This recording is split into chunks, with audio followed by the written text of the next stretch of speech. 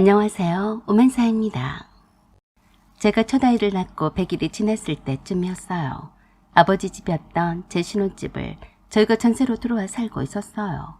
아버지가 오래전에 사두고 임대를 내주었던 집이라서 연식이 좀 되었습니다.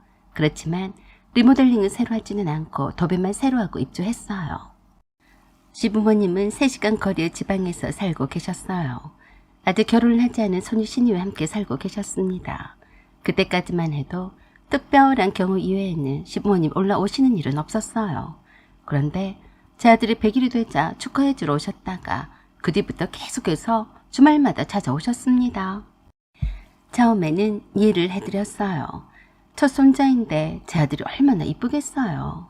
매일 눈에 어른거려서 보고 싶어서 죽겠다는데 오죽 손자 얼굴이 보고 싶으시면 매주마다 손자를 보러 오실까 싶기도 했어요. 그래서 늘 반갑게 맞이해드렸죠. 제 아들도 할머니 할아버지 사랑을 받을 권리는 있었으니까요. 그런데 참 이상하게 흘러갔어요. 한 주걸로 오실만도 하신데 아예 매주마다 출근 도장을 찍듯이 그 먼 곳에서 두 분이 당연하게 오시는 거예요. 저러시다 말겠지 싶었는데 계속해서 오시니까 저도 참 힘들었어요. 아들 하나 육아하기도 힘들어 죽겠는데 주말에 찾아오시는 시부모님 때문에 시장에 가서 장도 봐야 했으니까요. 요리도 잘 못하는 제게는 시부모님이 주말 동안 드실 음식들을 어떻게 차릴까 하며 고민도 이만저만이 아니더라고요. 하다못해 시부모님이 드실 과일이라도 냉장고에 넣어둬야 하지 않겠어요? 그래도 손자를 보고 싶다며 오시는 시부모님께 대놓고 오시지 마세요 라고 할 수도 없는 노릇이 아닙니까? 거기에다가 시어머니는 부정맥인가 뭔가 있다며 심장 쪽이 좋지 않다는 진단도 받으셨어요. 그래서 제 아들을 잠깐 동안이나 봐주시면 힘들다며 내려놓으시곤 합니다. 그런 시어머니가 그저 손님처럼 아무것도 하지 않으시고 제게 늘 그러셨어요. 우리가 왔다고 해서 신경 쓰지 마라. 우리가 뭐 남이냐? 서로 편해야지. 그래서 미처 장을 보지 못한 적이 있는데 냉장고를 열어보시더니 그러시더라고요. 아이고, 냉장고가 텅 비었네. 어째 김치밖에 없냐? 제가 장을 볼 시간이 있어야죠. 항상 민수 아빠가 퇴근하면서 장을 봐오곤 했는데 요새 연장 근무가 많아서요. 그래서 장을 못 봤어요. 아이고, 그래도 그렇지.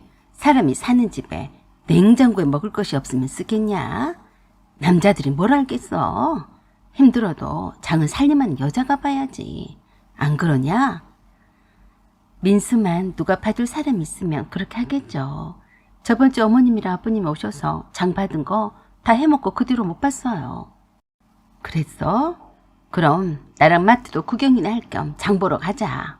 그래서 제가 그랬어요. 어머니, 민수가 좀 컸다고 제가 없으면 아버님은 힘들게 할 거예요. 제가 민수랑 있을 테니까 아버님과 함께 바람도 쐴 겸 해서 장 좀 봐주시면 안 돼요? 그 말에 화들짝 놀라시며 그러셨어요. 뭔 소리냐? 차도 없이 길눈도 어두운데 어떻게 다녀? 내가 뭘 살지도 모르고 말이다. 내가 또 한 번 말하지만 장은 살림을 하는 여자가 보는 거야. 어여 나랑 장 보러 가자. 기어이 저를 닥달을 해서 끌고 나오셨어요. 장을 보러 가면 시어머니가 한 번도 결제를 해주시지도 않으시면서 이것저것 많이도 카트에 담으셨습니다. 아들 해먹인다면서요. 아주 매주마다 오셔서 큰 마트에서 장을 보시는 것을 엄청 즐기시는 듯 했어요. 저는 가계부를 적을 때마다 한숨만 나왔어요. 치사하게 시부모님이 드실 것들을 아끼느라 시어머니가 카트에 담아내는 식재료를 덜어낼 수도 없었으니까요. 시부모님은 100일 때 100일 금반지를 해오신 것 말고는 늘 빈손으로 오셨어요. 당연히 시부모님께 뭘 바라고 하는 말은 아니지만 김장김치도 딱 한 폭만 담아 오셨습니다. 김장을 딱 3폭만 하신 것 중에 한 폭을 가져오신 거라며 저에게 여러 번 강조를 하시길래 질려버렸네요. 친정엄마는 저를 위해 김장배추 큰 통으로 한 통과 동치미 한 통과 무김치 한 통을 보내주셔서 김치냉장고에 넣어두고 있었는데 시부모님이 잘 드시고 계셨어요. 시어머니는 제 주방에는 며느리 살림이라며 얼씬도 하지 않으셨는데요. 제가 밖에 나가서 식사를 하자고 하면 그러셨어요. 그냥 있는 반찬에 먹자. 김치가 있는데 거기다 밥 한 술 뜨면 되지 뭘 그러냐. 아니에요. 제가 음식은 아직 잘 못해서 대접해드릴 정도가 못 되어서요. 민수 아빠랑 함께 맛있는 데서 드시고 오세요. 아 그래? 네가 힘들다면야 그러지 뭐. 민수 아빠랑 저녁 먹고 올 테니까 너는 민수랑 좀 쉬어라. 알았냐? 쉬긴 뭘 쉬어요. 민수가 잠이 들면 시부모님이 주무실 방정이다 뭐다 해서 뼈골 빠지겠구만. 늘 이런 식이었어요. 시부모님이 저녁 식사를 남편과 함께 맛집 식당에서 해결을 하면 바로 그 다음날 아침 식사가 걱정이었어요. 그래도 새 며느리가 시부모님의 눈밖에 나지 않으려고 나름 최선을 다해보려 했지만 저도 지치더라고요. 밖에서 하는 식사비만도 웬만해야 말입니다. 제가 육아휴직에 월급도 반토막인데 남편 월급도 뻔하고 아들에게 드는 돈도 만만치 않은데 시부모님을 봉양하는 값이 더 들더라고요. 그렇다고 며느리가 속도 좁게 신부에게 눈치를 준다고 할까 봐서 남편에게도 쉽사리 속마음을 터놓지 못했어요. 손자를 보러 오신다는 시부모님은 정작 제 아들을 양껏 돌봐주시지도 않으시면서 아무것도 하지 않으시고 주구장창 거실에서 TV를 보시거나 남편이랑 함께 나간 김에 이곳저곳을 구경이나 산책을 하다가 오시곤 했어요. 어쩌다 한 번씩 남편과 데이트를 즐기려고 아들을 시부모님께 맡기고 나온 적이 있었는데요. 거짓말 조금 못해서 10분마다 한 번씩 전화가 왔어요. 민수 엄마야. 우리 민수가 깨서 엄마를 찾는다. 민수야, 엄마야, 엄마. 또 조금 있다가 전화를 해서 그러셨어요. 내가 응하했다고 엉덩이를 씻어줬더니 자기 엄마 손길이 아니라 그런가 울고 난리다. 저도 천성의 애기 엄마라 그런지 남편과 단 1시간도 여유 있는 데이트가 편하질 않았어요. 후딱후딱 제 화장품이나 제가 쓸 물건 얼른 사고 들어오기가 바빴어요. 집에 들어갈 때마다 시어머니의 주문이 이어졌었죠. 붕어빵 좀 사올래? 갑자기 붕어빵이 먹고 싶다. 네 아버지는 호떡이 먹고 싶단다. 시부모님의 끼니를 해결해야 할 의무가 있었던 저로서는 배달 음식도 자주 주문해서 드시게 하곤 했는데 시부모님은 참 행복해 했습니다. 좋아하시니까 한정없이 차려드리면 오죽 좋겠습니까마는 며느린 제가 힘들 거라는 생각은 하지 않으시더라고요. 국가유공자인 시부모님이 두 분이서 뻣뻣하게 국내 여행을 다니시면 뱃삭도 할인이 되고 고속도로 통행료도 무료이니까 제 생각엔 어디든 다니시면 좋을 것 같은데 그런 것엔 관심도 없고 오로지 저희 집으로 놀러 오시는 것이 힐링이신 것 같았어요. 그런데 이번 명절을 앞두고 시어머니가 제게 그러시는 겁니다. 내가 무슨 낙이 있겠냐. 이제 심장도 안 좋다고 하니 죽을 날이 멀지 않은 게야. 내 생에 지금이 가장 행복하다. 떡 두꺼비 같은 내 손자를 보면서 세상 걱정도 없이 사는 것 말이다. 그러니까 이번 설날에는 여기서 지내면 어떠냐? 너희들이 이를 들쳐업고 왔다 갔다 고생을 할 수 없는 노릇이 아니냐? 이번 설날에는 향숙이랑 내가 함께 올라오마. 알았지? 네? 여기서요? 그래. 차례상은 내가 도와줄 테니까 그냥 차리면 되는 거고 너는 늘 하던 대로 하면 된다. 뭐시라고? 늘 하던 대로 하라고? 누구 거덜낼 일이 있나? 이렇게 눈치도 없으실까? 답답했어요. 그래서 처음으로 시어머니께 입 바른 소리를 했습니다. 어머니, 그건 제가 싫어요. 저도 육아에 지쳤고 민수 아빠도 일에도 지쳐있는데 설날 연휴는 좀 쉬어야죠. 어머님도 아버님도 설날 연휴에는 저희한테 오지 마시고 푹 쉬세요. 뭔 소리냐? 말 같은 소리를 해라. 명절에 식구들이 안 모이면 언제 모인다냐? 너는 육아휴직까지 하고 애 하나만 보는데 뭐가 힘든다고 그래? 나 때는 말이다. 민수 아빠를 들쳐업고 향수기까지 돌보면서 가게 일을 봤다. 다 그렇게 자식을 키웠어. 일도 그만두고 아이 하나만 보는데 뭐가 힘들다고 쉰다고 그래? 어머니, 이제 매주마다 안 오셨으면 해요. 저희도 주말에는 저희만의 시간이 필요하니까요. 하여간 요새 것들은 할 말은 다 한다니까. 내가 내 손자를 보러 오는데 네가 뭔 상관이야? 별꼴을 다 보겠네. 그래서 더 이상 대꾸하지 않았어요.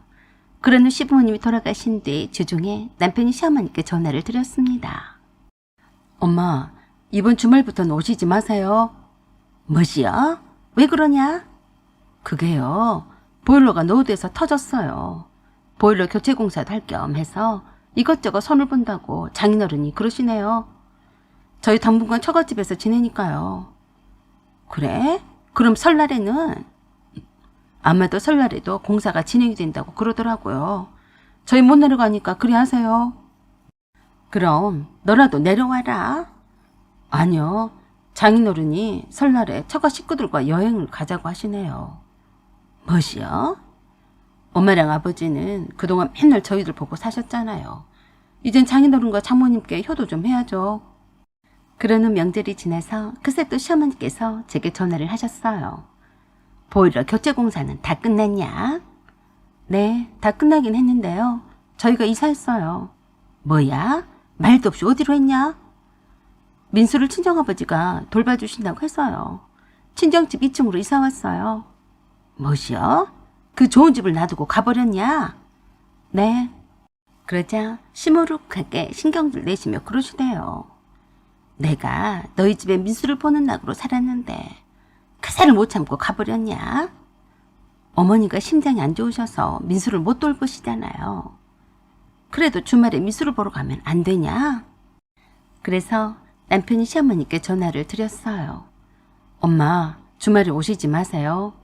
여기도 보일러 교체 공사를 하니까요. 너? 맨날 보일러 공사를 한다고 그래? 참 속을 딱 잡는 시어머니셨습니다. 사돈댁이 얼마나 어렵고 조심스러운 관계인데 손자를 보겠다는 핑계로 또 찾아오겠다니. 그러니 남편이 나서서 또 뻔한 거짓말을 할 수밖에. 그 후로 저는 진정살이를 당분간 계속 해오고 있습니다. 남편은 시어머니가 눈치도 없이 찾아올까 봐 미리 알아서 연막을 쳐주고 있네요. 그 뒤로는 시부모님이 무작정 찾아오시는 일이 없어서 한층 더 주말이 더 여유로워졌지만 남편은 어째서 처가살이라 그런지 저처럼 편하지만은 않은가 보네요. 사연은 여기까지입니다. 감사합니다. 안녕하세요. 오만사입니다. 보통 악인들이나 예의가 없는 사람들은 드라마나 영화의 한 스토리로만 나올 뿐이라고 생각했습니다. 저나 저희 가족이나 주변 사람들이 다 좋은 사람들 뿐이라서 그럴까요? 그래서 그랬는지는 몰라도 제가 사람을 볼 때 늘 좋은 면만 보고 좋게 생각하려는 것 때문에 전에 사귀었던 남자친구에 대해서 잘 몰랐던 것 같아요. 결혼까지 생각을 했던 남자친구와는 친구의 소개로 만나서 1년 반을 사귀고 결혼까지 약속을 했었어요. 제 나이도 32살이 되고 보니 친구의 소개로 만난 전 남자친구를 처음부터 마음을 열고 바라봤던 것 같았습니다. 첫눈에도 인상이 무척 좋아서 호감이었고 웬만하면 눈도 높이지 않고 결혼을 하려고 했던 것이 제 잘못이었어요. 남자친구의 집안은 저의 집안과 마찬가지로 그리 넉넉하게 사는 집은 아니었어요. 예비 시부모님은 이미 은퇴하신 상태였고 특별한 경제활동도 하지 않으시고 시골로 내려가서 사셨어요. 남자친구 여동생은 혼인신고를 한 채 아이 하나를 낳고 동거를 하고 산 지가 벌써 5년째인데 자꾸 결혼식이 미뤄진다고 들었습니다. 저희 집안도 특별할 게 없는 별 볼 일 없는 집안이라 남자친구 집안 배경에는 크게 신경을 쓰지 않았어요. 그저 남자친구 하나만 보고 함께 잘 살면 된다고 생각했습니다. 저나 남자친구나 부모님께 의지해서 결혼할 나이는 지났고 각자 부모님께서 도와줄 형편이 아니었기에 둘이 아주 소박하게 교회에 작은 카페를 하나 빌려서 주례도 없이 간소한 결혼식을 올리기로 했어요. 다행히도 카페에서 자리값은 따로 받지 않고 치킨 스테이크와 디저트류를 제공한 값으로 대체를 해준다고 하니까 참 좋았어요. 교통도 혼잡하고 시장바닥 같은 결혼식장보다는 여유있고 넉넉한 주차 공간에 자연을 만끽할 수 있는 그런 가성비 좋은 카페를 구하느라 힘께나 들었어요. 화려한 예식장에 드레스를 대여받지 않아도 되었고 비싸고 사치스러운 꽃장식도 하지 않아도 되는 그런 깔끔한 화이트 톤의 이쁜 카페였어요. 제가 꿈꾸던 그런 결혼식을 올리기로 마음을 먹었기 때문에 준비하는 과정도 힘들었지만 참 행복했었네요. 처음에는 저희 부모님도 일반 예식장에서 결혼식을 올리지 않고 엉뚱한 카페에서 결혼식을 간소하게 올린다고 하니까 걱정을 많이 하셨어요. 결혼식이 뭐 별거냐? 다 형식이다. 내가 좋다고 하는 게 아니고 다른 사람들에게 인사를 하고 알리는 것인데 나 좋으라고 하면 찾아오는 하객들이 불편하지 않겠니?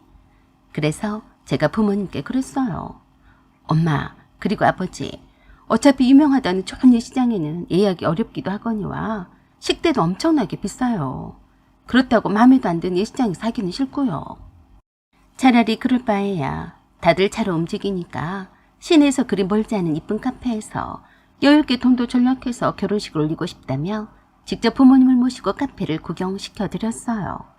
카페 잔디밭 정원 앞에 바로 계곡처럼 큰 시냇물이 흐르고 있었고 날씨만 화창하다면 야외에서 결혼식도 진행이 가능했어요. 화이트톤의 카페 그 자체가 이뻤기 때문에 따로 결혼식장이라며 꾸밀 필요도 없었기에 더욱더 마음에 들었습니다. 웨딩드레스는 친구의 친구가 의상학과 출신의 샵을 두고 있는 디자이너라서 엄청 심플한 것으로 결혼 선물로 제작해줬어요.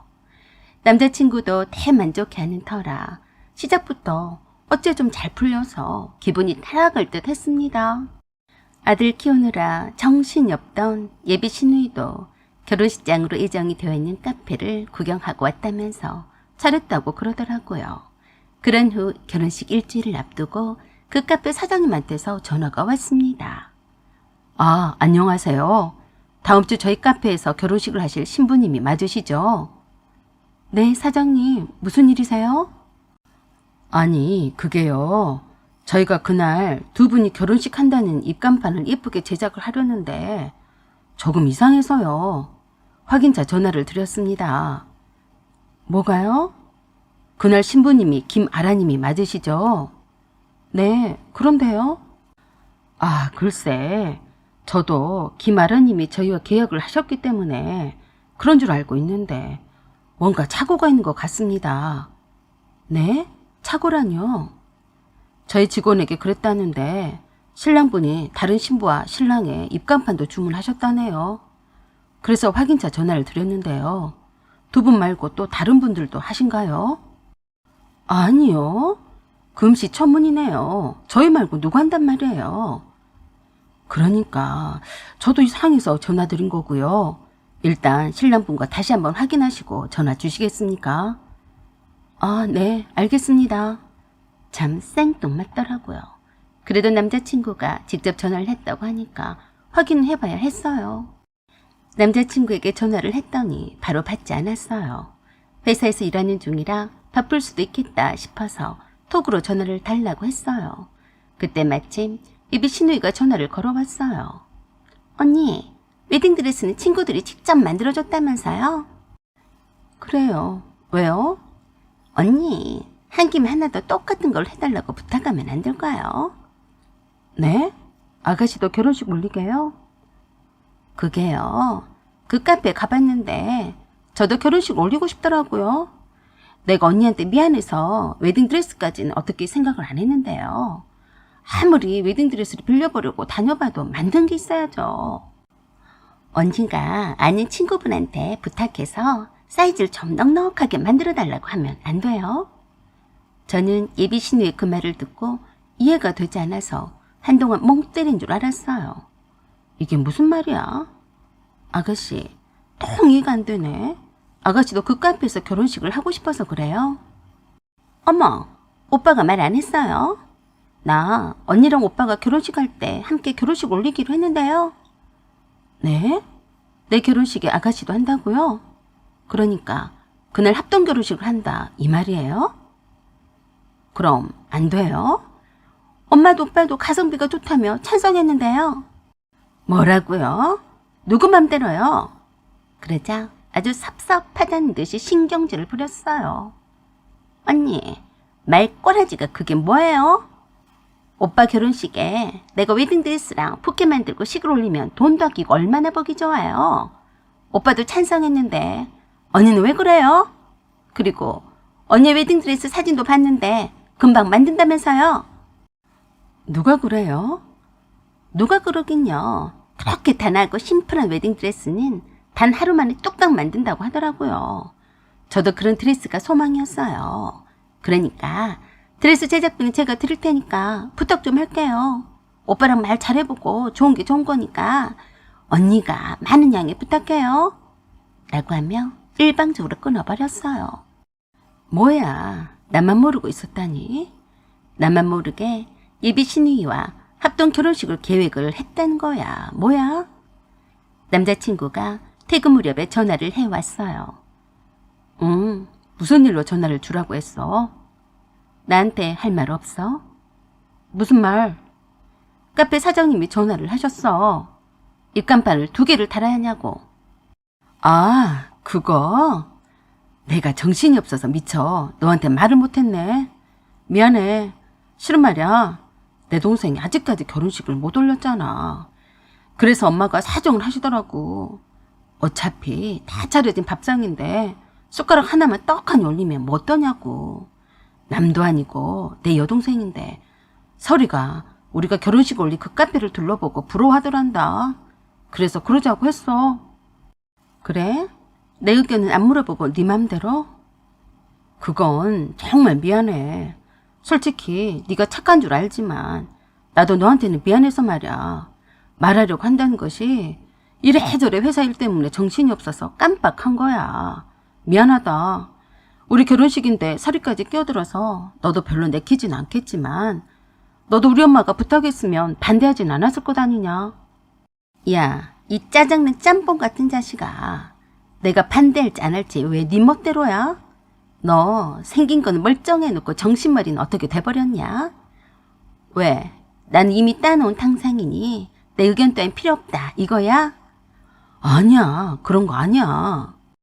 그래? 그럼 내가 수도가분하고 착해 빠져서 내 의사 따윈 상관도 없다 이거지? 꼭 그렇게 비꼬아서 말하지 말자. 우린 이제 평생 함께할 사람이고 내 동생은 너한테는 신우이야. 남이 아니잖아. 그러니까 이해 좀 해주자. 알았지? 그러자 제가 그랬어요. 넌 참 편리해서 좋다. 두고 보자. 라고 하고 끊어버렸어요. 그 순간에 오만 정이 다 떨어져서 목소리도 더 이상 듣기 싫더라고요. 결혼식 당일까지 남자친구가 전화를 해도 묵묵부답이었고 톡도 씹어버렸어요. 그냥 그러려니 하더라고요. 자기가 이제 와서 그래 봤자지 싶었던 거죠. 예비 신우이가 살짝 제 눈치를 보느라 전화를 해왔어요. 언니, 웨딩드레스 다 됐어요? 그래요. 제작비만 입금만 하면 보내줄 거예요. 아, 그래요? 그럼 오빠한테 입금하라고 할게요. 오빠한테 말하세요. 그래서 남자친구에게 웨딩드레스 제작비란 명목으로 돈을 청구를 했어요. 꽤 많은 액수였어요. 내가 톡을 보냈더니 풀어준 줄 알고 그새 좋아서 전화를 했더라고요. 설이 웨딩드레스비가 좀 비싸긴 하네. 그래도 이 정도는 오빠가 해줘야지. 어쩌냐? 고마워. 결혼식장에서 보자. 라고 하며 돈을 입금해줬어요. 결혼식 당일이었어요. 제 전화기에 불이 나고 난리가 났습니다. 제일 먼저 예비 신우가 전화질을 해대느라 난리 판꽃을 벌렸어요. 새벽부터 신부 화장을 한답시고 차려입고 결혼식장 카페에 도착을 했는데 배달된 웨딩드레스 상자만 덩그러니 있고 결혼식이 취소가 되었다는 말에 뒤로 낮아빠졌어요. 제 전화에 불이 나도 받지 않았습니다. 당해봐라 했었죠. 남자친구가 급기야는 저희 부모님께 전화를 했는데 헛구녕만 났어요. 파혼이네. 보면 모르나? 다시는 전화하지 마. 재수없는 인간이네. 이런 경우가 어디 있습니까? 네? 미리 말을 했어야죠. 자네는 경우가 그렇게 밝아서 내 딸의 소중한 결혼식에 신이 결혼식까지 무인승차를 하려고 했나? 아주 못돼 처먹었구만. 우린 소송도 불사할 테니까 우리 딸이 준 것이 있으면 깨끗이 돌려주게. 안 그러면 당장에 쫓아갈 거야. 알았나? 우리도 얼마나 곤욕을 치러놓은 줄 아나? 이미 달렸는데 손해배상 톡톡히 할 거야.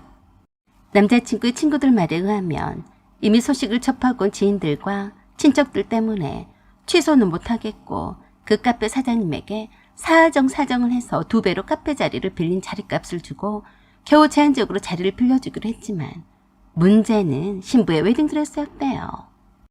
몸이 부어오른 아기 엄마라서 날씬한 제 사이즈의 제 웨딩드레스가 맞을 리가 있나요? 자기 몸 치수를 보내주긴 했지만 제가 미쳤나요? 누구 맘대로? 제가 입을 웨딩드레스를 대신에 보내줬으니 차라리 고마워해야죠. 결국에 웨딩드레스를 입지 못해서 결혼식장 그야말로 난장판이 났다네요.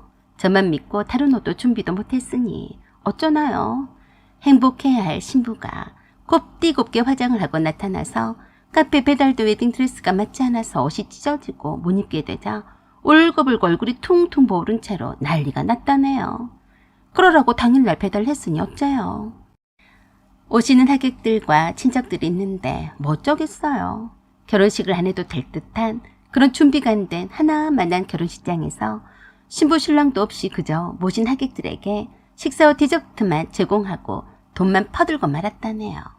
그런 결혼식 같지 않은 결혼식은 처음 봤다고 하더라고요. 쌤통이었어요. 돈 아끼려다가 돈만 날린 남자친구였어요. 저희 부모님이 나서서 남자친구에게 파혼 뒷수습을 다 해주셨어요. 논리로 따지자면 남자친구 쪽에서 파혼의 빌미를 제공을 했으니 할 말이 없었는지 더 이상 쪽이 팔리기 싫어서인지 순순히 증거 다 내놓고 하잔대로 했어요.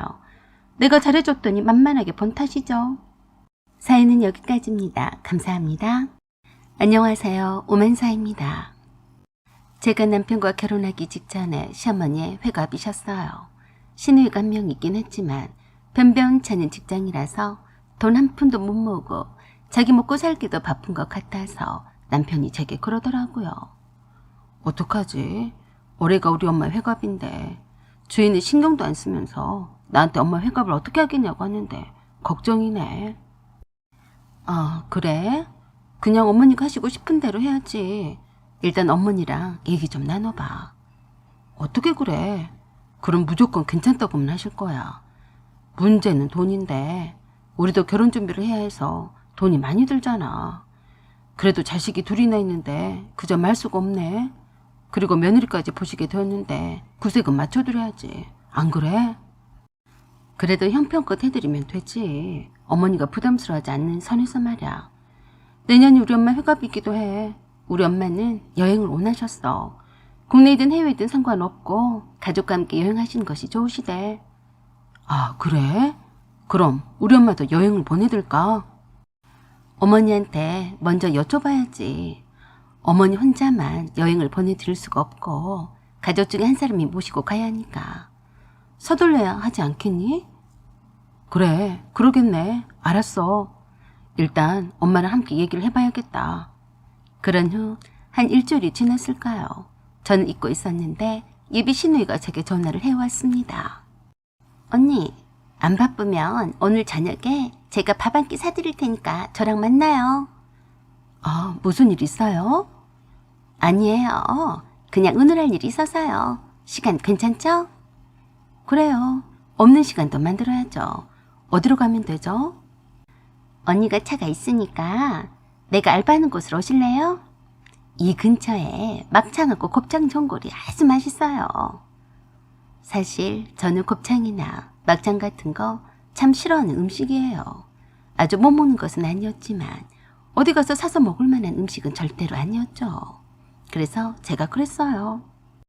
주희씨, 나 곱창이나 막창은 별로 좋아하지 않는데 다른 데로 가면 안 돼요? 그러자 아주 실망스러운 표정으로 그러더라고요. 언니, 그게 얼마나 맛있는데요. 맛집으로 유명한 곳이니까 좀 기다렸다가 먹어야 하는 곳이에요. 언니도 이참에 이곳을 갔다 오면 생각이 달라질 거예요. 그래서 마지못해 그러자고 했습니다. 웨이팅하는 시간이 꽤나 길었지만 예비 시누이와 이런저런 대화를 하느라 금방 시간이 흘러갔어요. 자리에 앉자마자 제가 물었어요. 의논할 일이 있다니 무슨 일이에요? 그게 우리 엄마 회갑 말이에요. 어떻게 하기로 했어요? 생각을 해보니까 우리 엄마가 해외여행을 한 번도 해본 적이 없어서요. 어머니가 여행을 가고 싶으시다고 하셨어요? 네, 친구분 중에 부부 동반으로 하와이 여행을 다녀왔다는데 부러웠대요. 그래서 나랑 함께 하와이 여행을 다녀왔으면 하는데 언니는 어떻게 생각해요? 오빠랑 잘 얘기를 해봐요. 그게요, 오빠가 짠돌이라서요. 언니가 말 좀 잘해줘요. 하와이 물가가 웬만히 비싸야죠.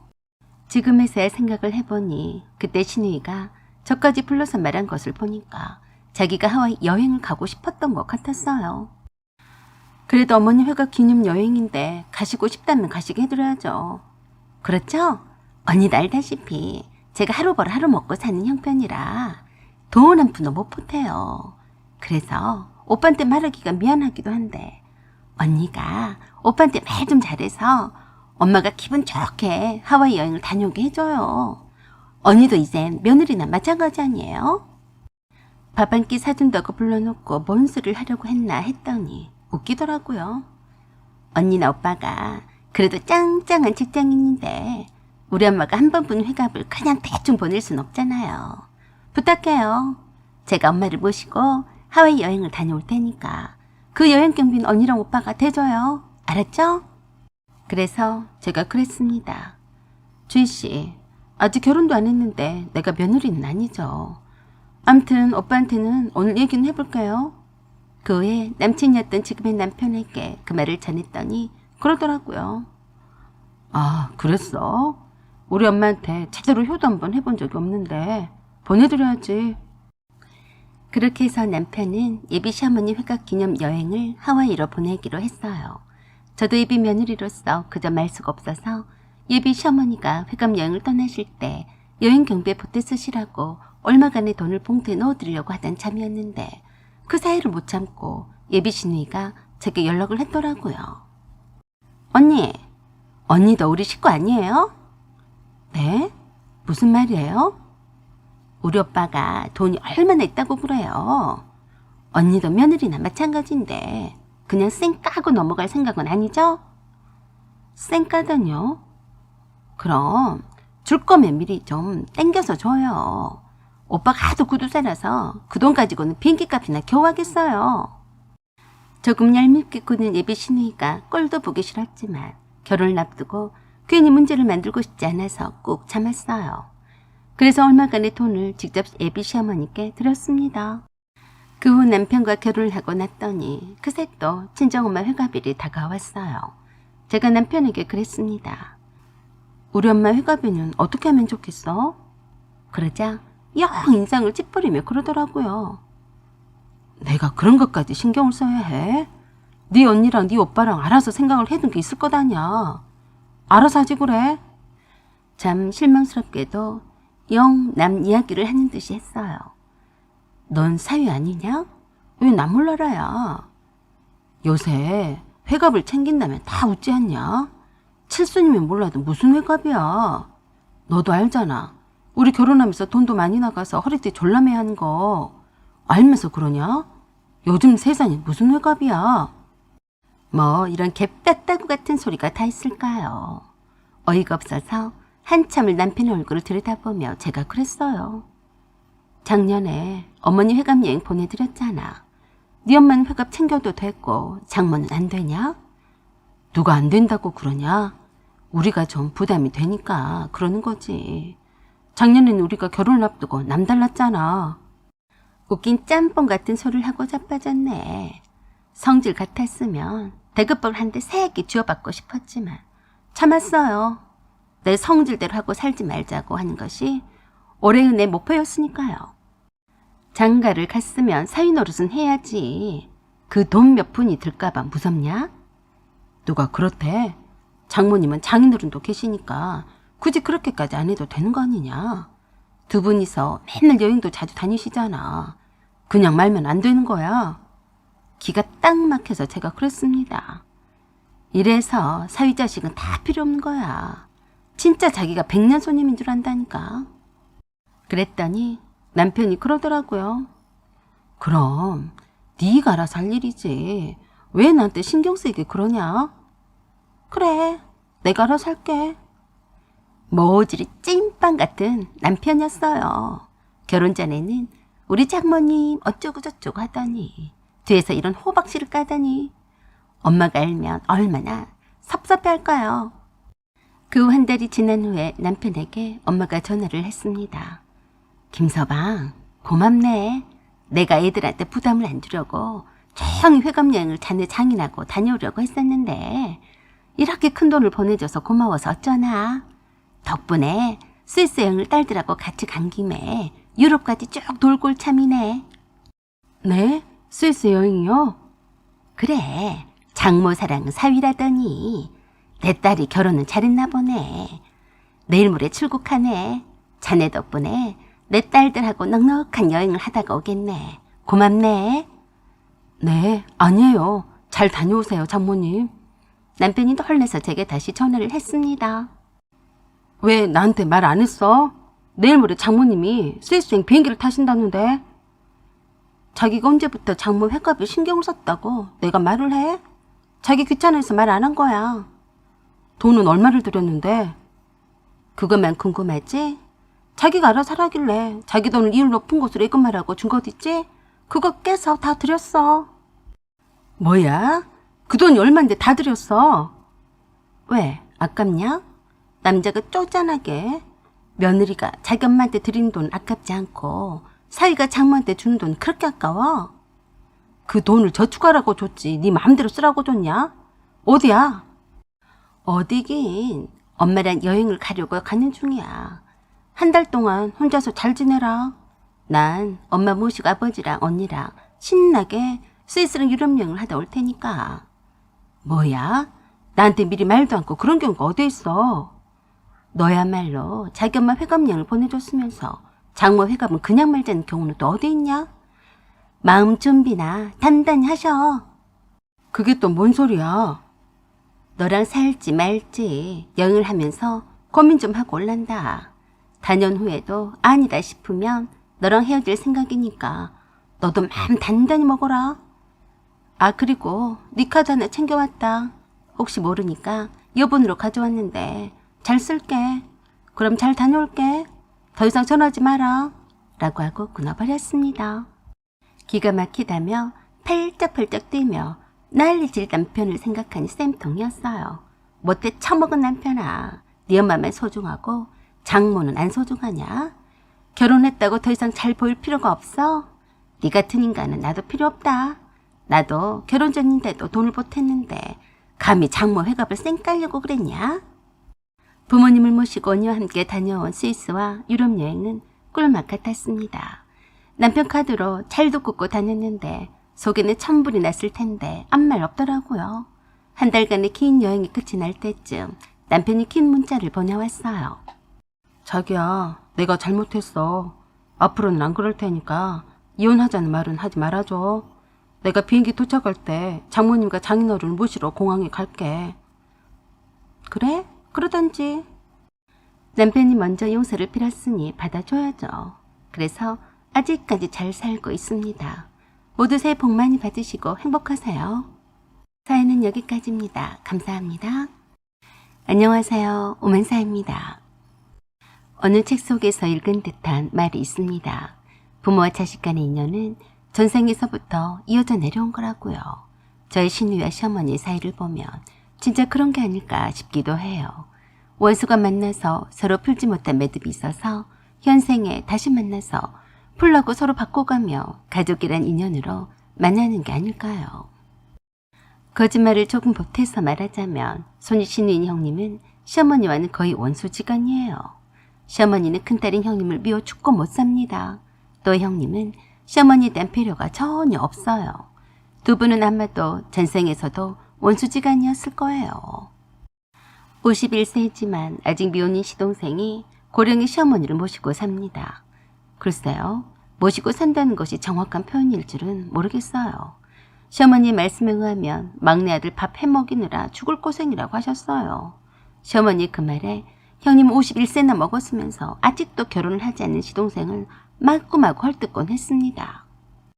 엄마, 이제는 포기하세요. 어떤 미친 여자가 직업도 편편치 않는 병식이한테 시집을 오겠어요. 저렇게 반반은 얼굴에 건강한 몸인데 아직까지 여자가 없다는 게 말이 돼요? 그게 다 병식이가 무능하니까 그래요. 난 오히려 행여 하나 이제 와서 결혼한 척 할까봐 걱정이 돼요. 그 말에 또 부하가 치민 시어머니가 형님에게 그랬어요. 뭐시여? 너는 어쩜 그렇게 네 동생에 대해서 그렇게도 모질게 말았냐? 현이가 50이 넘도록 결혼을 안 하고 자빠졌으면 네가 그렇게 태평이겠냐? 엄마, 말 같은 소리를 하세요. 우리 현이가 뭐가 못나서 결혼을 못해요? 현이는 9급 공무원이에요. 9급 공무원 좋아하고 자빠졌네. 우리 현이가 다행히도 너를 안 닮아서 그나마 봐줄만 하지. 벌써 현이도 36살이야. 사람 일은 장담을 못한 거다. 네가 아무리 9급 공무원이라면 콧대가 높아도 세상 일이 네 뜻대로 그렇게 쉽게 돌아가는 줄 아냐? 현이가 곧 있으면 금방 40이야. 그때부터는 50줄에 들어서는 것은 일도 아니다. 웃기고 있네. 그러자 형님이 소리를 빽 지르며 그랬어요. 엄마, 무슨 말을 그렇게는 재수없이 하세요? 엄마 손녀예요. 넌 그럼 병식이가 네 동생이 아니었냐? 사돈 남매라고 자빠졌네. 또 한바탕 전쟁이 시작되고 있었는데 눈치도 없이 시동생이 주방으로 문을 열고 들어왔어요. 엄마, 누나랑 형수님이랑 무슨 얘기해요? 그러자 시어머니가 그러셨어요. 얘기는 무슨? 별 얘기 아니다. 그랬더니 형님이 그러더라고요. 우리 현이 시집 가는 것에 대해 얘기했어. 현이는 남자친구가 있어? 없으니까 내가 이렇게 열불을 내지. 우리 교회 집사님들도 얼마나 현이를 며느리를 삼으려고 난리들인 줄 아냐? 그럼 결혼을 시키면 되지. 뭔 걱정이야? 그러니까 내가 복창이 터진다는 거 아니냐. 너도 알잖아. 우리 현이가 9급 공무원인데 뭐가 부족하겠니? 돈 없고 부족한 애들이나 결혼도 못하고 사는 거지. 우리 현이는 결혼을 못하는 게 아니라 결혼을 안 하는 거야. 7급 공무원과 선을 2번이나 봤는데 싫단다. 내가 미쳐. 그 말에 시동생이 씁쓸하게 웃으며 그러더라고요. 누나 말처럼 나도 내가 무능하고 모자란 부분이 많아서 아직까지 혼자 살고 있어. 우리 현이는 자랑스러운 9급 공무원이라서 시집은 잘 가겠네. 그걸 말이라고 하냐? 그 말을 하는 형님을 흘겨보던 시어머니가 그러셨어요. 나이는 어디로 처먹었냐? 동생 앞에서 못한 소리가 없다. 아이고 내 팔자야. 내가 어쩌다 저런 덜 떨어진 것을 낳았을꼬. 네 딸이는 어디 한번 시집 잘 보내라 봐라. 걱정 마. 내가 벌써 손을 써놨어. 내가 아는 사람한테 연하남에다 7급 공무원을 쭉 뽑아서 선 좀 보게 해달라고. 여자는 9급 공무원이면 7급 정도는 만나야죠. 저는 그저 속으로 웃기만 했습니다. 참 대단한 9급 공무원 자부심이라 생각했어요. 그때 마침 친구들과 제주도에 여행을 간 제 딸에게서 전화가 왔어요. 무슨 일일까 싶어서 주방에서 나와서 전화를 받았는데 그러더라고요. 엄마, 현이 언니 소식 들었어요? 현이? 무슨 소식? 엄마, 현이 언니가 제주도에 있던데요. 맛집이라고 소문난 식당에 갔더니 거기서 알바를 하고 있더라고요. 엄마도 몰랐죠? 뭔 소리야? 현이가 왜 거기 있겠어? 나랑 눈을 마주치자 도망을 갔어요. 그래서 그 식당 사장님한테 물었더니 맞던데요. 고모는 모르세요? 참 믿기 힘든 사실이었어요. 그래서 일단 형님에게 확인을 해보겠다고 하고 끊었어요. 저는 그럴 리가 없다며 갸우뚱거리며 주방에 다시 들어갔는데 여전히 형님은 딸 자랑에 여념이 없었습니다. 그것도 못마땅하며 듣고 있는 시어머니께 보란듯이 하는 자랑이었고 아직 장가도 못 간 시동생을 앞에다 두고 못할 짓을 하고 있더라고요. 우리 현이가 벌써 5천만 원을 모았대요. 내가 그 5천만 원이 든 통장을 보자 얼마나 오지단지 소렌토 한 대를 사러 사줬잖아요. 고급차를 몰아야 고급진 신랑감이 올 테니까. 허허. 그런 형님에게 바로 물었습니다. 형님, 현이가 아직 9급 공무원인 거는 맞아요? 그러자 버럭 소리를 빽 지르며 그랬어요. 무슨 헛소리를 하는 거야? 옳게도 현이가 9급 공무원이라서 배 아팠나? 어이가 없어서 웃어 넘기고 본론부터 먼저 말했어요. 형님, 현이가 공무원인 거 맞냐고요? 지수가 제주도에서 식당에서 알바하고 있는 현이를 만났대요. 지수를 보자마자 도망갔다고 하던데 어떻게 된 일이에요? 그러자 얼굴이 살색이 되어서 되려 저에게 성질을 부렸습니다. 미쳤나? 우리 현이가 식당에서 알바를 하게? 말 같은 소리를 해야지. 그러자 시어머니가 완전히 비웃으시며 형님에게 그러셨어요. 구급 공무원 좋아하시네. 내가 이제껏 현이가 너한테 입 다물라고 해서 우리 손녀를 위해서 아무 말 안 했는데 현이가 남자친구랑 제주도에 가서 몰래 숨어서 결혼도 하고 산다면서 나한테만 말해주고 갔어. 이 돌대가리야. 그 말에 경악을 금치 못하는 형님이 그럴 리가 없다며 난리였어요. 엄마, 아무리 내가 밉다고 꼭 그렇게까지 거짓부렁을 하셔야겠어요? 하필 재수없이 그게 무슨 말이에요? 하도 미론이 많고 일도 많아서 우울증에 걸렸다며 6개월 병가유직을 냈어요. 형님이 그 말을 듣고 있던 시동생이 형님에게 그랬어요. 누나, 현이가 누나를 피해서 제주도로 도망을 가는 거라며 절대로 당분간은 알리지 말아달라고 했어. 현이보다 11살이나 많은 애 딸린 남자를 좋아하겠냐며. 다행히 돈은 많아 보이니까 지긋지긋한 공무원을 그만두고 취직해서 살란다고 하던데. 그 말에 완전히 뿔따구가 단단히 난 형님이 시동생에게 막말을 해댔어요.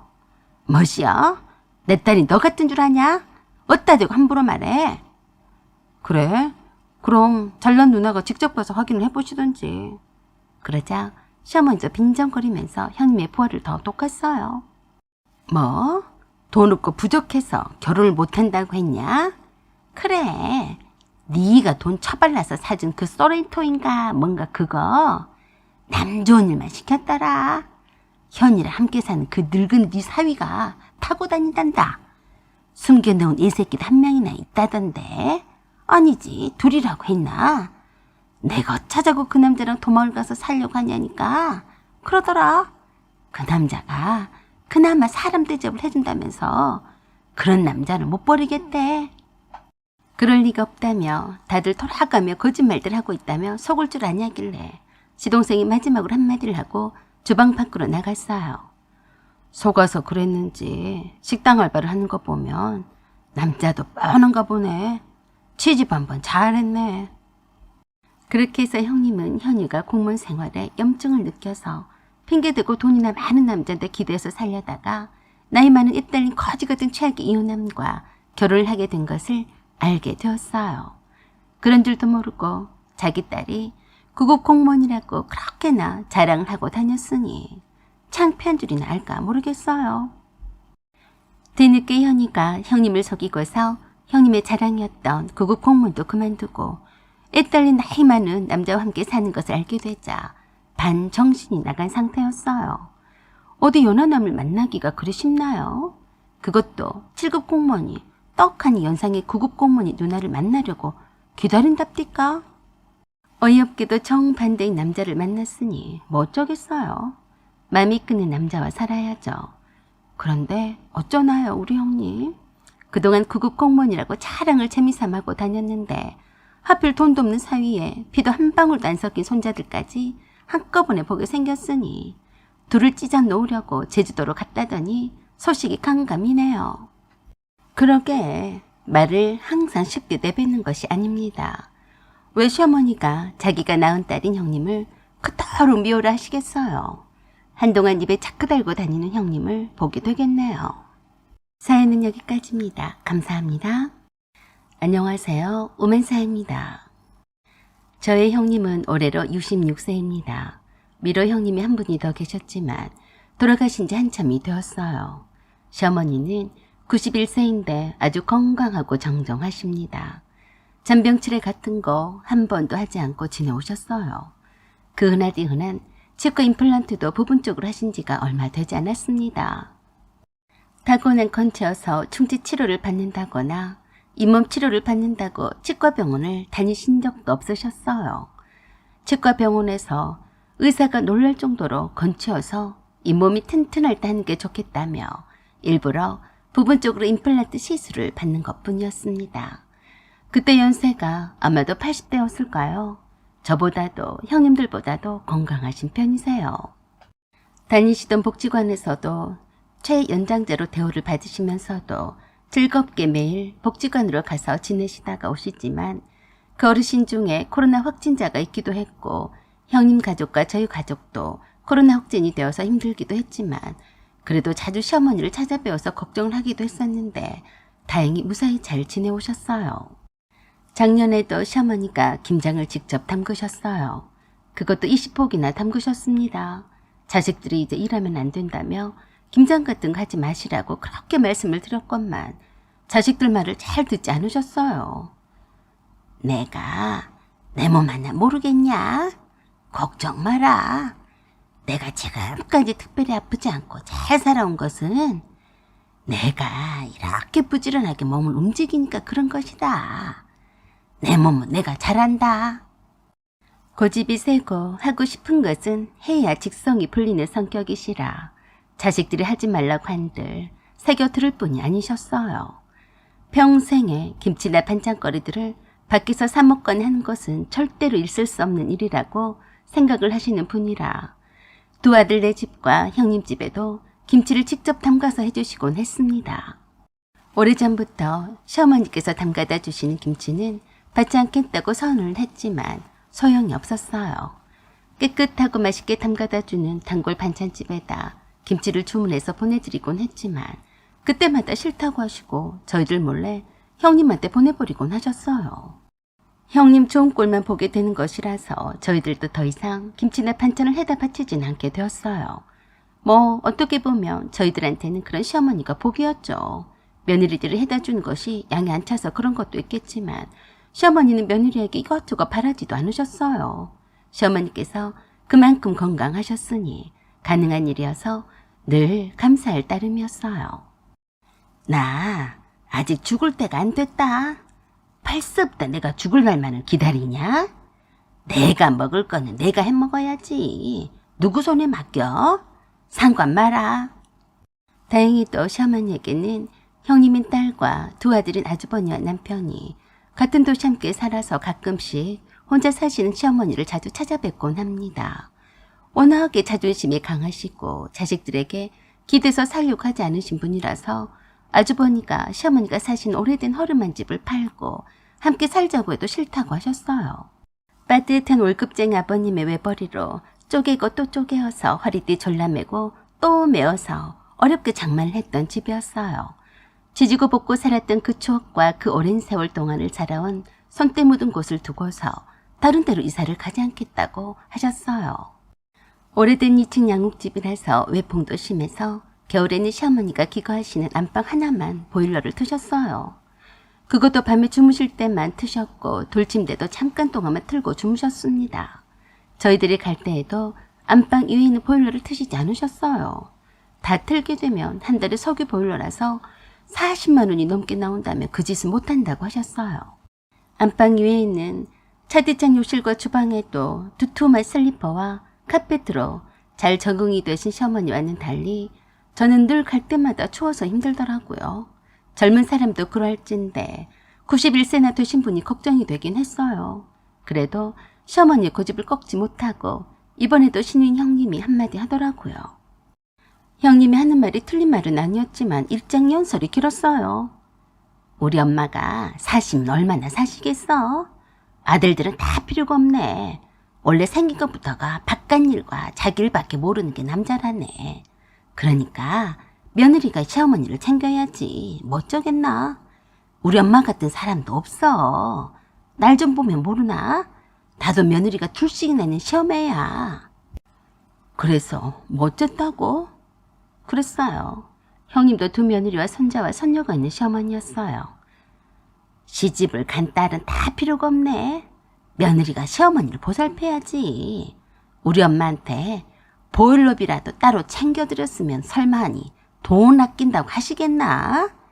엄마가 정말을 아끼시는 것을 보니까 따로 돈을 안 들였나 보던데 그러지 말게. 정말 욕했어요.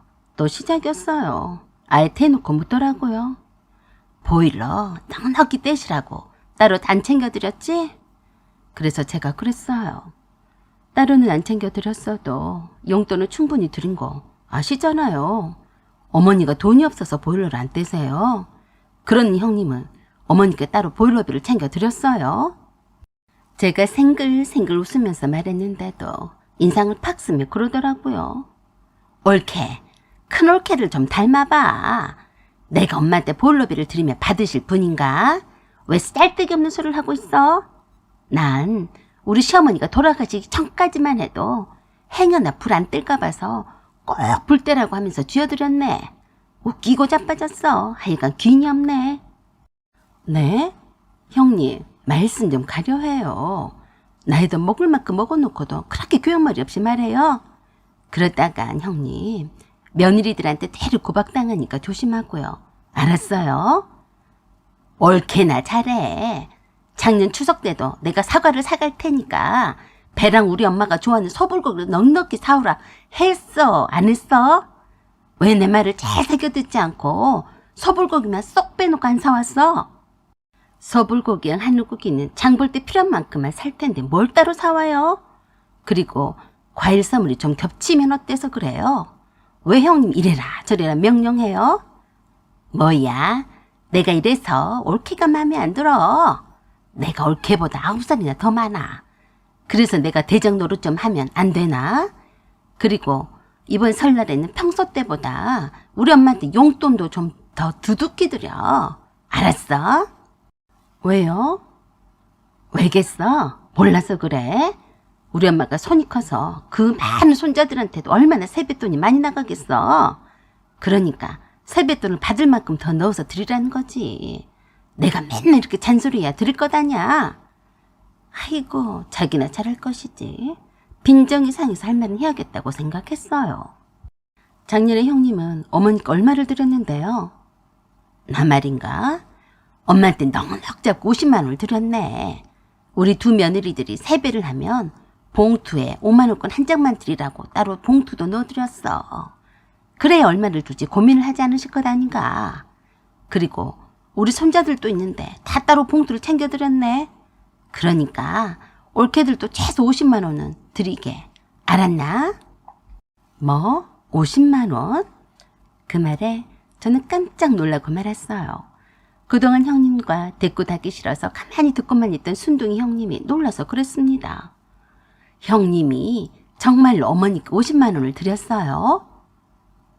왜 놀라나? 50만 원이 돈인가? 손주들이 몇 명인데 그래? 참 믿기 힘들었어요. 가족 친목계비도 아까워서 내기 싫어서 이 핑계 대고 저 핑계를 대더니 결국에 자기 혼자서만 쏙 빠져서 친목계비도 안 내는 주제에 작년 설날에 시어머니께 50만 원을 드렸다니. 그러고도 나팔을 불고 다니지 않는 게 참 수상하더라고요. 미심쩍은 듯한 표정을 짓고 있는 올케들을 쳐다보더니 그랬습니다. 왜들 그러나? 내가 복조거리가 없어서 남편복이 없어서 통 크게 돈 한 번 안 쓰고 산다고 행여 우리 엄마한테 그 돈 몇 푼 아까워하겠어? 우리 며느리들도 나한테 100만 원 이하로는 주지는 않아. 그러니까 올케들도 우리 엄마한테 짝이 굴지 말게. 알았어? 그러자 갑자기 방문이 펄컥 열리더니 시어머니가 들어오시면서 큰 소리로 그러셨습니다. 멍치고 있네. 너나 잘해. 우리 며느리처럼 착한 며느리는 없어. 네가 언제 나한테 50만 원 줬다고 그러냐? 너만 나한테 50만 원 안 줬지. 네 올케들은 다 그 이상을 했어. 가만히 듣자니까 며느리들한테 창피해서 천불이네. 그러자 놀란 형님이 뒤로 나자빠지면서 그랬어요. 에그만이나, 엄마 다 듣고 있었어? 그러자 시어머니가 형님에게 삿대질을 해가며 화를 막 내셨어요. 우리 집에 너만 잘하면 만사 오케이야. 네 며느리들한테는 100만 원씩 받아 챙기고 허건들의 샴메 스킨이나 멜론이다 별거 다 받아 처먹었으면서도 네 엄마는 뒷전이지? 네? 엄마 무슨 소리예요? 올케들이 듣잖아요. 진짜로 그런 줄 알겠네. 뭐시 어째? 네가 사람이냐? 내가 자존심이 상해서 네 올케들한테 말 안 할 줄 알고 그러지? 그래, 생전에 친정이라고 찾아와도 빈손이면서 맨날 딸랑 10만 원만 지어주면서도 그 돈도 아까워서 벌벌 떤 것을 내가 모를 줄 알았냐? 시어머니께서는 살짝 열려진 문틈으로 들리는 형님의 말에 얼마나 화딱지가 나셨는지 열불을 내시며 말씀을 막 하셨어요. 내가 창피해서 어디다 대고 말을 안 했을 뿐이지. 딸내미 하나 키워봤자 자기밖에 모르고 내가 잘못 키웠어. 자기 친정엄마는 마냥 퍼준 사람인 줄 안다니까. 뭐? 50만 원을 줬다고 사기를 쳐? 너 나한테 그 나이에 뒤질래?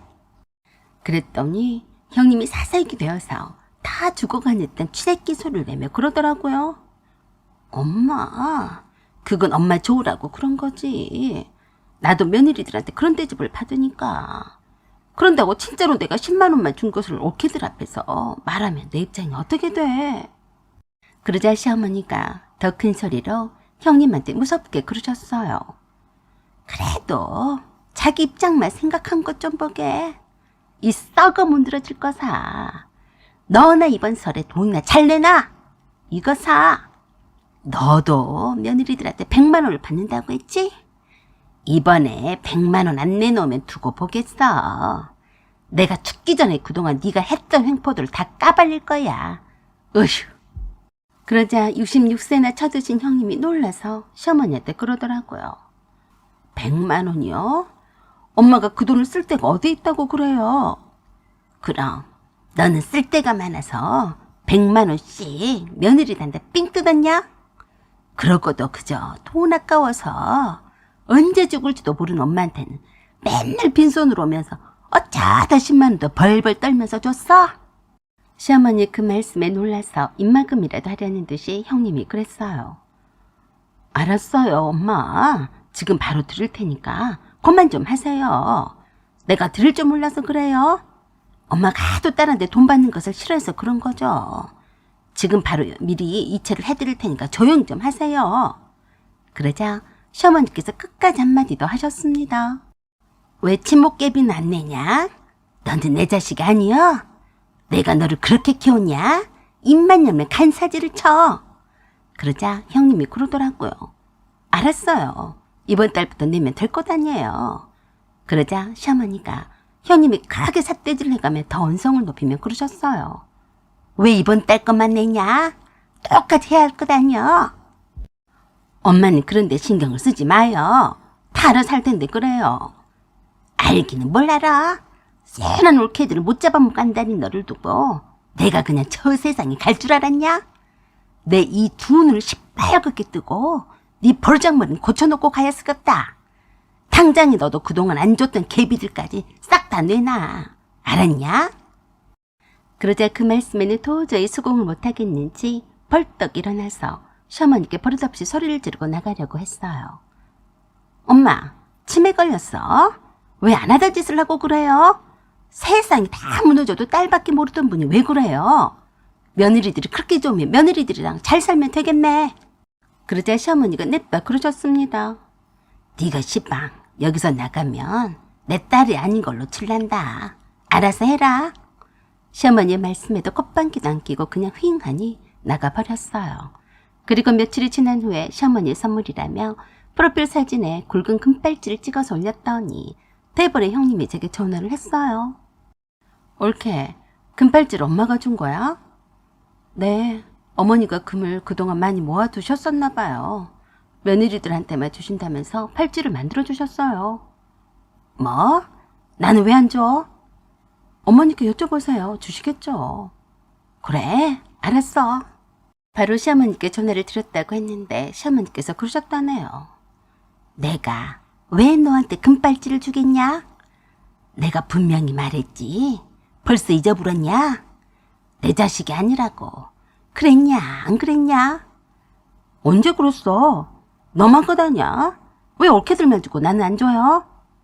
그러자 시어머니께서 껄껄 웃으시며 그러셨어요. 너도 벌써 치매가 왔냐? 왜 했던 말도 기억을 못해? 내가 돈도 없는 거지 엄마인 줄 알았지? 내가 너한테 줄 만큼 주고 할 만큼 하고 살았는데 계속해서 그럴 줄 알았냐? 이제는 나한테 잘하는 자식한테 다 주고 갈 거다. 어쩌냐? 너는 내 자식이 아닌데. 배가 꽤 나쁘겠다 라고 하시며 끊으셨대요. 형님이 시어머니의 그 말에 놀라서 제게 전화를 해서 그랬어요. 엄마가 나한테 그럴 줄 몰랐네. 옳긴 알고 있었어. 엄마가 금을 모으고 있었다는 사실을 말이야. 아니요. 형님이 모르는데 제가 어떻게 알았겠어요. 그러게 말이야. 그나저나 나도 그동안 못 냈던 친목깁을 다 낼 테니까 엄마한테 말 좀 잘해줘. 알았지?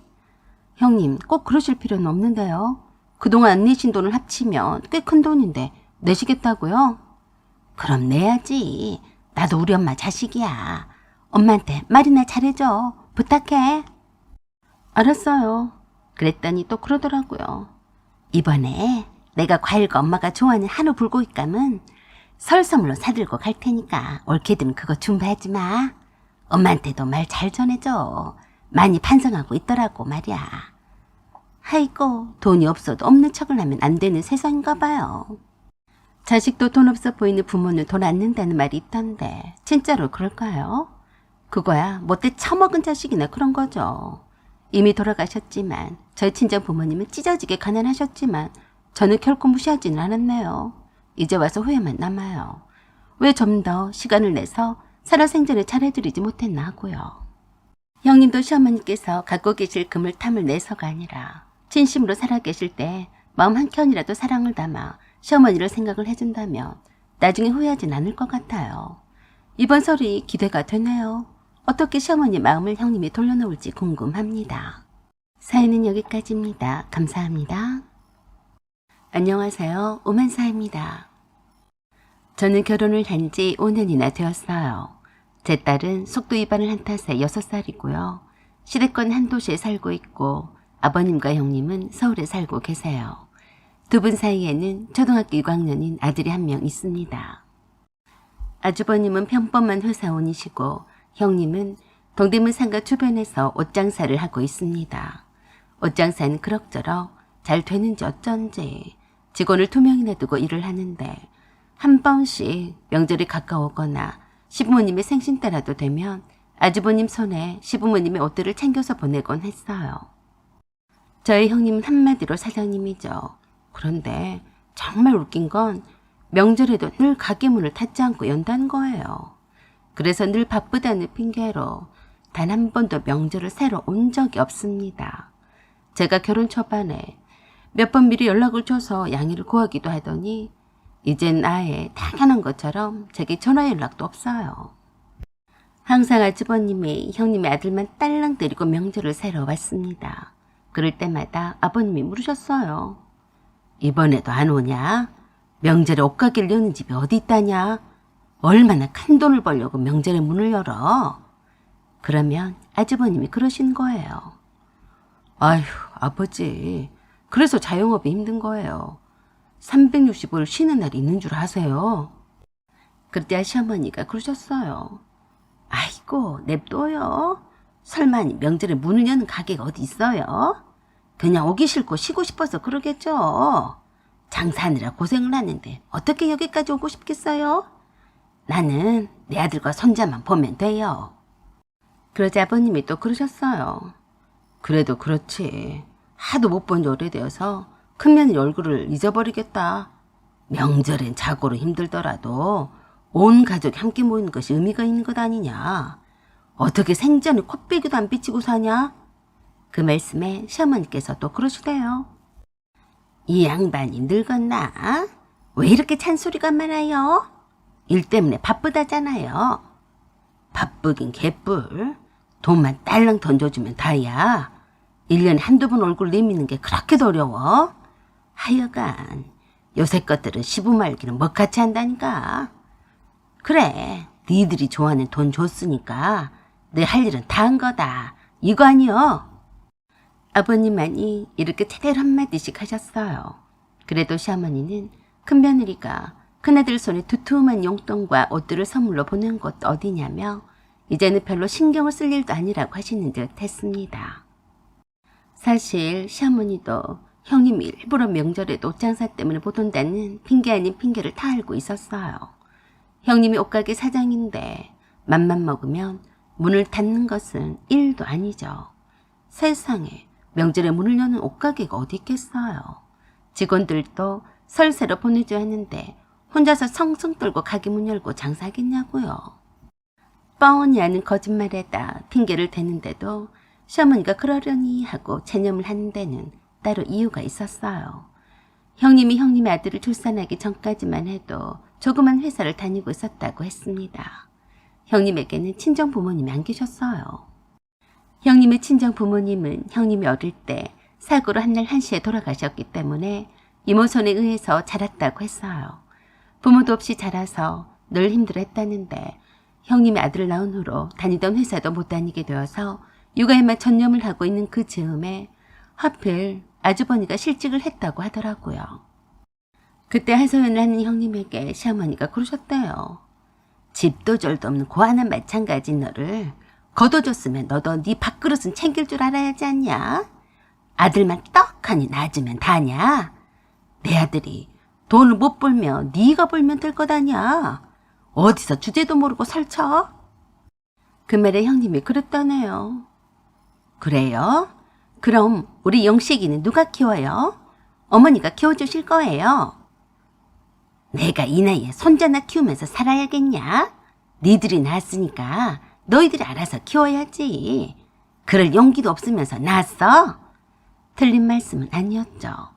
그러자 형님이 그러더래요. 그러면 어머니 아들한테 용식이를 맡기고 시장 바닥에서 가서라도 장사를 할 테니까 장사 미천이라도 대주실 거예요? 이게 미쳤나?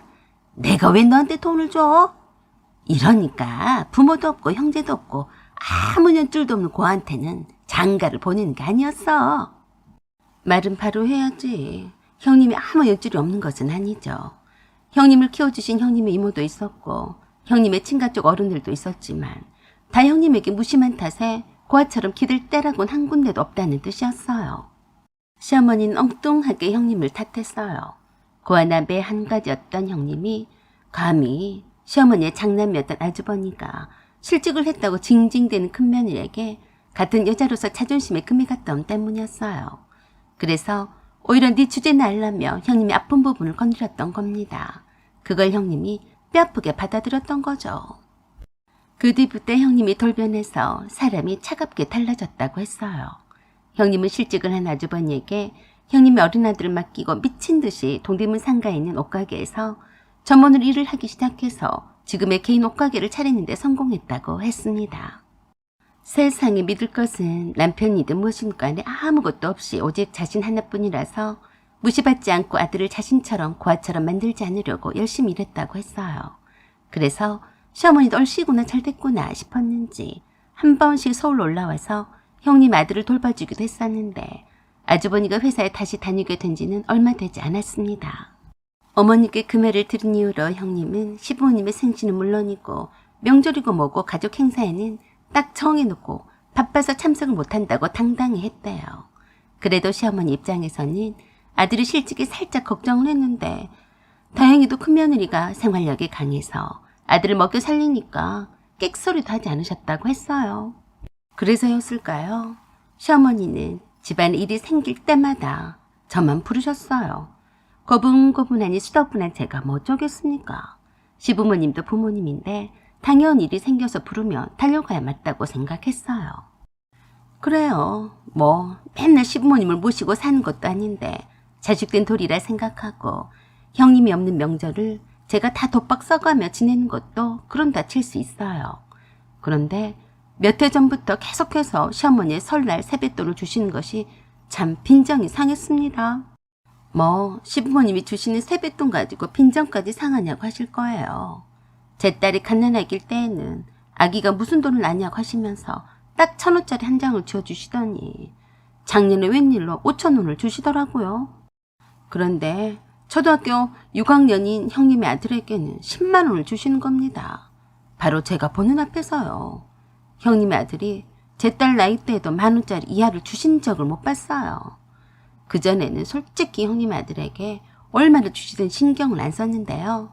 이상하게 아이가 어느 정도 크니까 그게 그렇게 빈정이 팍 상하더라고요. 비록 형님의 아들이 초등학생인 것은 감안을 하겠어요. 그래도 그렇지. 매번 형님처럼 막 뻗대지도 않고 대놓고 시댁에 내려오지도 않았어도 저는 큰 소리도 하지 않고 제 할 도리를 다 해왔어요. 그러면 저에 대한 배려도 어느 정도 해줘야 하는 거 아닌가요? 마음 쓰는 것이 그 세뱃돈 차이에서 느껴지는 것 같았습니다. 섭섭하더라고요.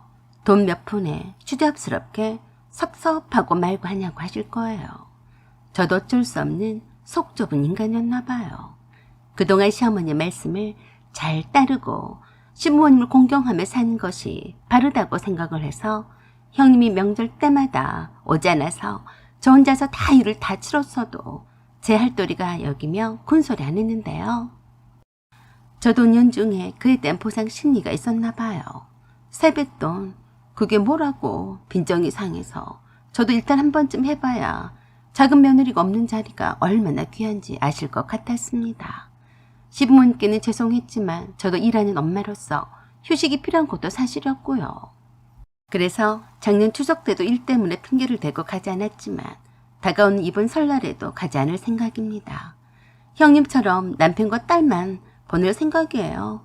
그래서 단짝 친구를 어렵게 꼬셔서 여행을 예약했네요. 그리고 나서 남편에게 말했더니 그러더라고요. 자기가 그렇게 하고 싶다는데 내가 어떻게 말리겠어? 그렇게 해. 내가 엄마한테는 잘 말씀을 드릴게. 그리고 때마침 시어머니가 제게 전화를 주셨어요. 이번 설 때 말이다. 물가가 너무 비싸니까 우리 그냥 간소하게 하자. 그래도 네 시숙하고 용식이가 내려오니까 좋아하는 LA 갈비만 조금 더 넉넉히 하고 다른 것들은 딱 한 접시만 하자. 내가 이것저것 둘러보면서 장을 미리 봐둘 테니까 네가 고기만 사오면 되겠다. 그러세요? 이번에도 형님은 안 내려오시는 거죠? 네 형님은 기대도 하지 마라. 장사한 애가 내려오겠냐? 뭘 알면서 그러냐? 그러세요? 그러시면 어머니, 이번에는 두 아드님이랑 설을 보내시겠네요? 뭐? 그게 뭔 소리냐? 어머니, 저도 바빠서 못 가요. 뭐? 설에 바쁘다니 말이나 되는 소리냐? 공휴일이 날간인데 뭐가 바쁘다고 그러냐? 네, 놀러가기 바쁘네요. 죄송하지만 저도 휴식이 필요해서요. 일이다 육아다 해서 휴일에도 제대로 쉬어보지 못했네요. 친구랑 여행 예약이 잡혀서요. 뭐시여? 네가 지금 나를 놀리고 있는 것이냐? 작년 추석 때도 안 오더니 뭐 하자는 거요? 죄송해요. 어머니께는 며느리가 저만 있는 게 아니잖아요. 그리고 간소하게 하신다면서요. 사랑하는 두 아드님과 손자와 손녀가 있는데 무슨 걱정이세요? 종종 저도 숨도 쉬고 살아야 오래 살 것 아니겠어요? 말이 안 통한 저와 통화를 끝낸 후에 남편에게 전화를 한나절 붙잡고 계셨어요. 그러자 남편이 딱 한마디만 했습니다. 엄마, 형수는 명절에 안 와도 되고 로라 엄마는 그러면 안 되는 거예요. 암튼 로라 엄마 대신에 제가 있는데 왜 그렇게 화를 내세요? 더 이상 이런 일로 전화하지 마세요. 뭐시여? 너도 똑같아. 천불이네. 어디 명절을 며느리 없이 보낸다냐? 엄마, 꼭 명절을 며느리와 함께 보내라는 법 같은 건 없어요. 저도 가고 형도 가고 손자와 손녀가 엄마한테 갔는데 뭐 어쩐다고 그러세요.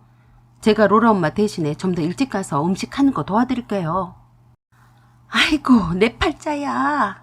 시어머니가 뒷목 잡고 쓰러진다고 난리를 치셨어요. 그런 시어머니께 남편이 또 한마디 했습니다. 엄마, 이번엔 우리 로라한테도 세뱃돈으로 배추잎 싹으로 주세요. 그러라고 로라 엄마가 용돈도 많이 챙겨드리는데요. 아셨죠? 미쳤냐? 너도 오지 마. 사연은 여기까지입니다. 감사합니다.